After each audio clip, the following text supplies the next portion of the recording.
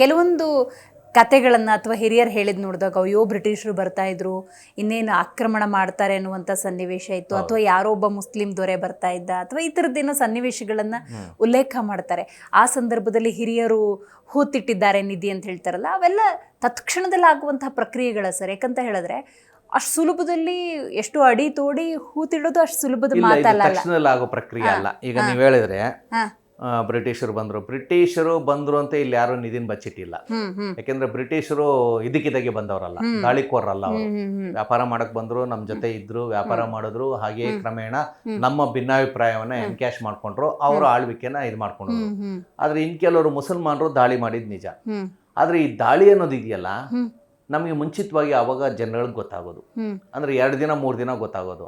ಆಮೇಲೆ ನಿಧಿಯನ್ನ ತೋಡಿ ಆ ಗಾಬರಿನಲ್ಲಿ ಅದನ್ನ ಬಚ್ಚಿಡ್ತಾರಲ್ಲ, ಅದಕ್ಕೇನು ಜಾಸ್ತಿ ಟೈಮ್ ಏನು ಬೇಕಾಗಲ್ಲ.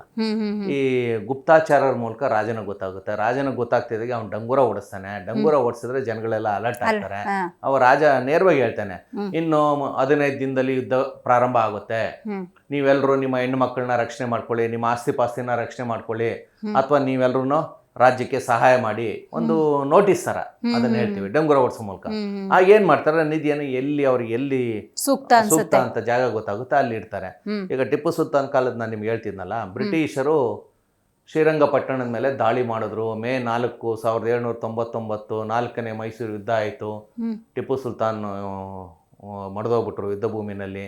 ಬ್ರಿಟಿಷರು ಅವತ್ತು ರಾತ್ರಿ ಪೂರ್ತಿ ಶ್ರೀರಂಗಪಟ್ಟಣವನ್ನು ಲೂಟಿ ಮಾಡಿದ್ರು ಅಂತ ನಾವು ಓದಿದ್ದೀವಿ.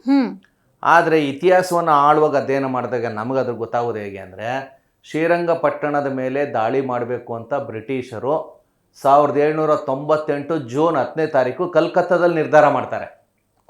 ಅಂದ್ರೆ 1 ವರ್ಷ, ಆಲ್ಮೋಸ್ಟ್ 11 ತಿಂಗಳು, 1 ವರ್ಷದ ಮುಂಚಿತವಾಗಿ ಅಲ್ಲಿ ಅವರು ಒಂದು ಪ್ಲಾನ್ ಹಾಕ್ತಾರೆ, ಪ್ಲಾನ್ ಆಫ್ ಆಕ್ಷನ್. ಇಲ್ಲ, ಶ್ರೀರಂಗಪಟ್ಟಣ ಟಿಪ್ಪು ಸುಲ್ತಾನ್ ಮೇಲೆ ನಾವು ದಾಳಿ ಮಾಡಬೇಕು, ಹೇಗ್ ಮಾಡಬೇಕು ಏನು ಅಂತ ಎಲ್ಲ ಸೈನಿಕರದ ಒಂದು ದೊಡ್ಡ ದೊಡ್ಡ ಅಧಿಕಾರಿಗಳದೆಲ್ಲ ಪಟ್ಟಿ ಮಾಡಿ, ಅಲ್ಲಿಂದ ಬಂಗಾಳದಿಂದ ಒಂದು ತುಕಡಿ ಬರುತ್ತೆ, ಎಲ್ಲಿಗೆ ಚೆನ್ನೈಗೆ ಬರುತ್ತೆ. ಚೆನ್ನೈಯಲ್ಲಿ ಬಂದ ಮೇಲೆ ಇಲ್ಲಿ ಟಿಪ್ಪು ಸುಲ್ತಾನ್ ಪರವಾಗಿರೋರು ಯಾರು, ವಿರುದ್ಧ ಇರೋರು ಯಾರು, ಅಲ್ಲಿ ವೀಕ್ನೆಸ್ ಏನು ಎಲ್ಲ ತಿಳ್ಕೊಳ್ಳೋದಕ್ಕೆ ಇನ್ನೊಂದು ತಂಡ ಮಾಡ್ತಾರೆ.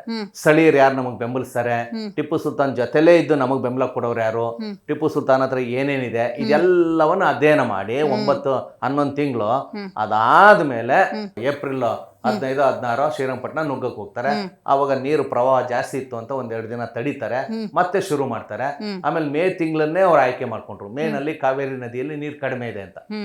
ಆ ಒಂದು ವಿಷಯ ಟಿಪ್ಪು ಸುಲ್ತಾನ್ಗೆ ಗೊತ್ತಾದ್ಮೇಲೆ ಅವನ ಪ್ರಜೆಗಳಿಗೂ ಗೊತ್ತಾಗಿರುತ್ತೆ. ಅವರೆಲ್ಲರೂ ಏನ್ ಮಾಡಿರ್ತಾರೆ, ಮನೆಗಳಲ್ಲಿ ಬಹುತೇಕ ಎಲ್ಲ ಅಧಿಕಾರಿಗಳು, ಎಲ್ಲ ದೊಡ್ಡ ದೊಡ್ಡ ಅಧಿಕಾರಿಗಳು ಇರ್ತಾರೆ, ಅವ್ರ ಹತ್ರ ಇದ್ದೇ ಇರುತ್ತೆ ಚಿನ್ನ ಬೆಳ್ಳಿ ಎಲ್ಲ. ಅವರೆಲ್ಲ ಅದನ್ನ ಸಿಕ್ಕಿದ ಕಡೆ ತಮ್ಗೆ ಎಲ್ಲೆಲ್ಲಿ ತೋಚುತ್ತೆ ಅಲ್ಲಿ ಹೋಗಿ ಅದನ್ನ ಬಚ್ಚಿಟ್ಟಿರ್ತಾರೆ.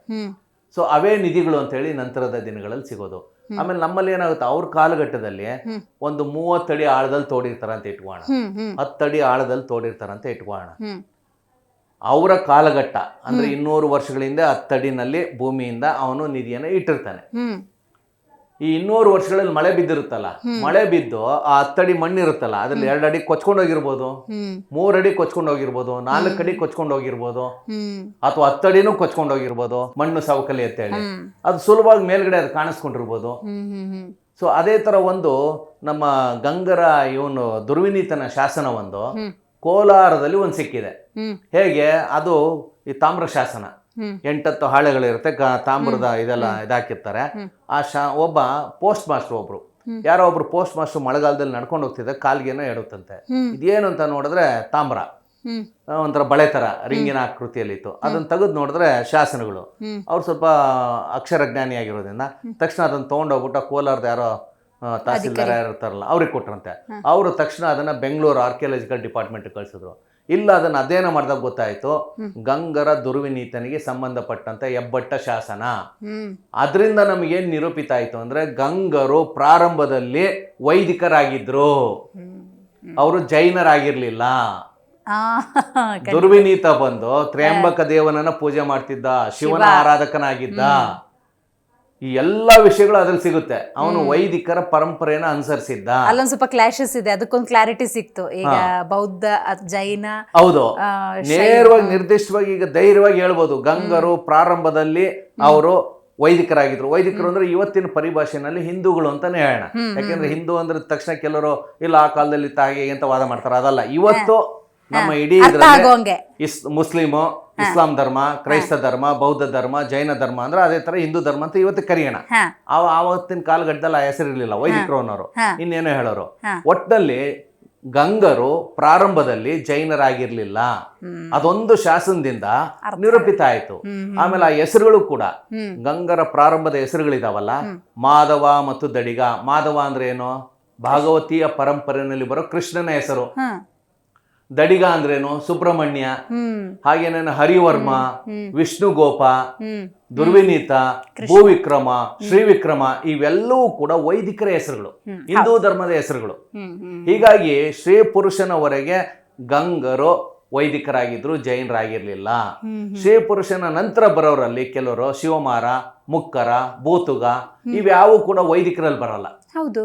ಸೊ ಇವರು ಜೈನ ಧರ್ಮಕ್ಕೆ ಬದಲಾವಣೆ ಆದ್ರು. ನಾವು ನಿರ್ದಿಷ್ಟವಾಗಿ ಹೇಳ್ಬೋದಾ? ಇದು ಗೊತ್ತಾಗಿದ್ದು ಯಾವಾಗ?